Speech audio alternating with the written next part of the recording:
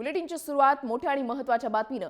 तमिळनाडूमध्ये जल्लीकट्टूवरच्या बंदीविरोधात रान पेटलेला आहे। सर्वसामान्य रस्त्यावर उतरलेले आहेत, पण त्यांच्या साथीला राजकीय नेते तसंच अभिनेते आणि सेलिब्रिटीही मैदानात उतरलेत। पण बैलगाड्या शर्यतीचं काय असा प्रश्न राज्यातल्या शेतकऱ्यांना पडलाय आणि त्यासाठी संतप्त शेतकरी आता रस्त्यावर उतरलेले आहेत। पुणे जिल्ह्यामधल्या शेतकऱ्यांनी तसंच बैलगाडा संघटनांनी पुणे नाशिक महामार्ग रोखून धरलेला आहे।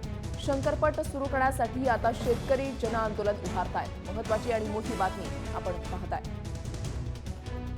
राज्यामध्ये आता बैलगाडा शर्यत सुरू करण्यासाठी शेतकरी आक्रमक झालेले आहेत। पुण्यामध्ये दृश्य आपण पाहताय। पुणे नाशिक महामार्गावर शेतकरी हे रस्त्यावर उतरलेले आहेत। महामार्ग त्यांनी रोखून धरलेला आहे।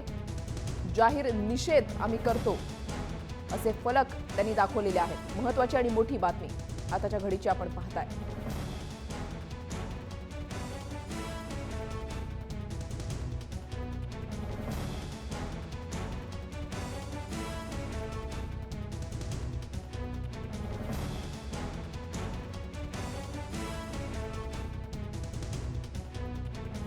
महत्त्वाची आणि मोठी बातमी आताच्या घडीची आपण पाहताय। जल्लीकट्टूला ज्या धर्तीवर परवानगी देण्यात आलेली आहे त्याच धर्तीवर आता राज्यामध्ये बैलगाड्या शर्यतींना सुद्धा परवानगी देण्यात यावी या मागणीसाठी शेतकरी आक्रमक झालेले आहेत। पुणे नाशिक महामार्गावर त्यांनी रास्ता रोको केलेला आहे। शेतकरी रस्त्यावर उतरलेले आहेत। मोठ्या संख्येनं शेतकरी या ठिकाणी आक्रमक झाल्याचं पाहायला मिळतंय।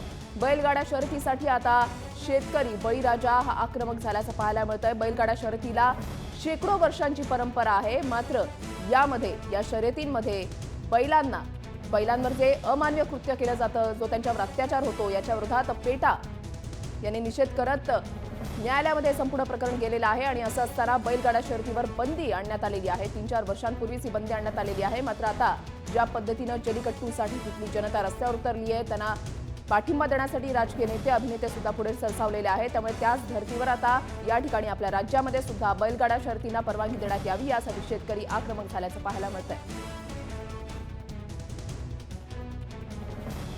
शेतकऱ्यांच्या संतप्त भावना जाणून घेतलेल्या आहेत आपले प्रतिनिधी सुनील ठिगळे यांनी।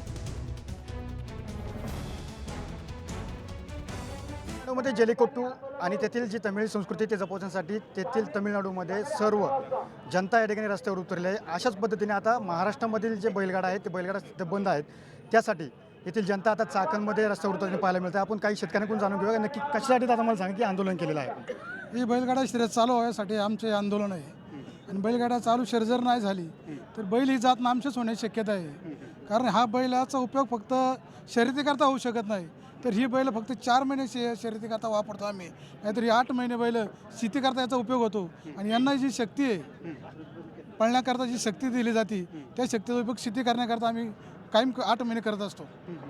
एकीकडे असं बोललं जातं की प्राण्यांचा छळ होतो, नक्की काय होतं? प्राण्यांचा अजिबात छळ होऊ शकत नाही। आम्ही आमच्या मुलाप्रमाणे यांना जपतो, यांना खुराक चांगला घालतो, शेंगा चारतो, तर प्राण्यांचा अजिबात छळ होऊ शकत नाही यामध्ये।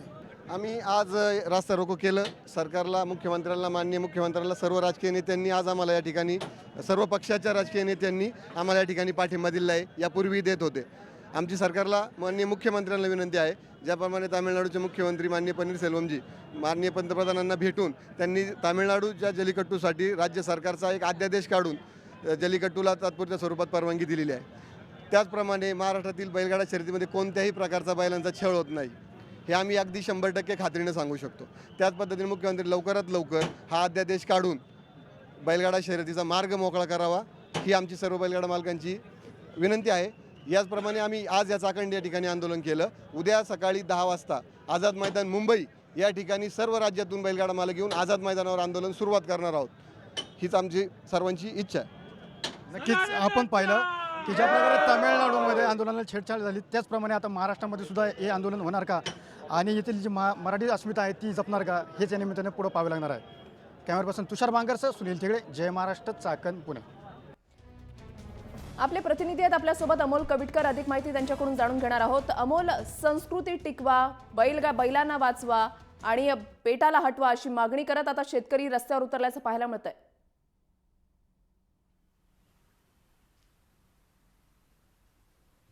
नक्कीच ऋषाली, आता तामिळनाडूच्या या सगळ्या विषयानंतर बैलगाडी शर्यती ज्या आहेत त्या पुन्हा सुरू करण्यासंदर्भात चर्चा सुरू असली तरी याआधी सुद्धा या सगळ्या शेतकऱ्यांनी मागणी केलेली होती की कुठल्याही परिस्थितीमध्ये ऑर्डिनन्स आणा, कायदा आणा आणि या कायद्याच्या चौकटीमध्ये बसून बैलगाडा शर्यत पुन्हा एकदा सुरू करा, अशा प्रकारची मागणी याआधी सुद्धा केलेली होती। इतकंच नाही तर प्रकाश जावडेकर यांनी त्यावेळेस आश्वासन सुद्धा दिलेलं होतं की बैल हा शब्द जो आहे तो तांत्रिकदृष्ट्या बसवला जाईल आणि त्या अनुषंगानं परवानगी दिली जाईल अशा प्रकारचं आश्वासन दिलेलं होतं. मात्र त्यानंतर पुढं काहीच आपल्याला झालेलं दिसत नाही. आत्ता शेतकऱ्यांचा हा आक्रोश आहे तो स्वाभाविकपणे जल्लीकट्टूच्या निमित्तानं आपल्याला पाहायला मिळतोय आणि दोन्हीही जर खेळांचा विचार केला तर तुलनेनं बैलगाडा शर्यतीमध्ये बैलांचे हाल जे आहेत ते फारसे होत नाही अशा प्रकारचा दावा शेतकऱ्यांकडनं केला जातो. मात्र या सगळ्या भागातल्या लोकांची अस्मिता समजून घेणं सुद्धा गरजेचं आपल्याला पाहायला मिळतं. कारण ज्या पद्धतीनं बैलांचा सांभाळ केला जातो, काही शेतकरी तर असे असतात की ज्या बैलाला सांभाळलं जातं बैलगाडा शर्यतींसाठी त्या बैलाला कुठल्याही इतर कामासाठी जोपासलं जात नाही आणि केवळ 4 महिने जे आहेत ते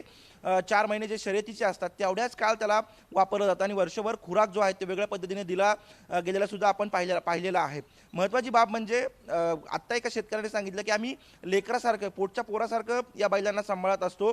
अशी अनेक उदाहरणं या आधीसुद्धा आपण पाहिलेली याआधीसुद्धा आपल्या चॅनलवर पाहिलेली आहेत की घरातल्या एका सभासदाप्रमाणे या बैलांना जपलं जातं. महत्त्वाची बाब म्हणजे ज्या पद्धतीनं सगळे जे विधी असतात ते सुद्धा बैलांचे केले गेलेले पाहायला मिळतात. मात्र प्राणी मित्र संघटना ज्या आहेत त्यांचा मुख्य आक्षेप आहे की बैलांना दारू पाजली जाते, शेपटी जी आहे ती पिरगळली जाते आणि बैल जास्तीत जास्त जोरात पाळण्यासाठी आणि बक्षीस मिळवण्यासाठी त्याला मारहाण केली जाते अशा प्रकारचा आरोप या संघटनांनी केलेला होता. आणि आपल्याला माहिती आहे की सुप्रीम कोर्टाने या खेळावरती बंदी घातलेली आहे. मात्र या खेळामध्ये अस्मिता ज्या प्रकारची आहे त्याच प्रकारे अर्थकारण सुद्धा खूप मोठ्या प्रमाणावरती आहेत. विशेषतः पुणे जिल्ह्यातला उत्तर भाग जो आहे त्या भागामध्ये मोठ्या प्रमाणात यात्रांमध्ये अशा प्रकारच्या शर्यती भरवल्या जातात आणि यात्रांमधलं अर्थकारण हे सगळे बैलगाडा शर्यतीवर अवलंबून असतं. कारण मोठ्या प्रमाणात खर्च केला जातो, मोठ्या प्रमाणात लोक एकत्र येतात आणि त्यामागचं अर्थकारण जे आहे ते खूप मोठ्या प्रमाणावरती असतं. त्यामुळं या सगळ्या संदर्भामध्ये आता राज्य सरकार केंद्र सरकार कशा प्रकारे निर्णय घेतं हे पाहणं महत्त्वाचं असेल. मात्र दुसरीकडे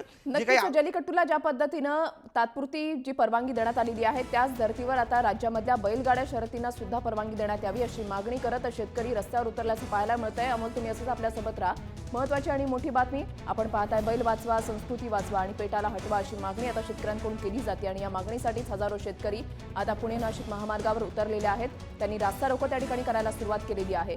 बैलगाडा शर्यतींना सुद्धा परवानगी मिळावी ही त्यांची मागणी आहे. बैलगाडा शर्यत याला शेकडो वर्षांची परंपरा आहे महाराष्ट्रामध्ये. मात्र 3-4 वर्षांपूर्वी सुप्रीम कोर्टानंच या बैलगाडा शर्यतींवर बंदी घातलेली आहे. पेटा न्यायालयामध्ये गेलेली होती. प्राण्यांवर अत्याचार होत आहेत, मुक्या प्राण्यांवर अत्याचार होत आहेत असा आरोप करत आणि शिवाय बैलगाडा शर्यतींमध्ये बैलांना जी अमानुष्य वागणूक दिली जाते, जेव्हा अमानुष अत्याचार केले जातात असा आरोप करत पेटा न्यायालयामध्ये गेलेली होती आणि त्याच्यामुळे सुप्रीम कोर्टानं बैलगाडा शर्यतीला बंदी घातलेली होती. मात्र आता ही बंदी उठवावी हा आमच्या अस्मितेचा प्रश्न आहे आणि ही आमची परंपरा आहे असं सांगत शेतकरी आता रस्त्यावर उतरल्याचं पाहायला मिळतंय. महत्त्वाची आणि मोठी बातमी आताच्या घडीची आपण पाहताय. आपले प्रतिनिधी अमोल कविटकर आपल्यासोबत होते. धन्यवाद अमोल, दिलेल्या सविस्तर माहितीसाठी.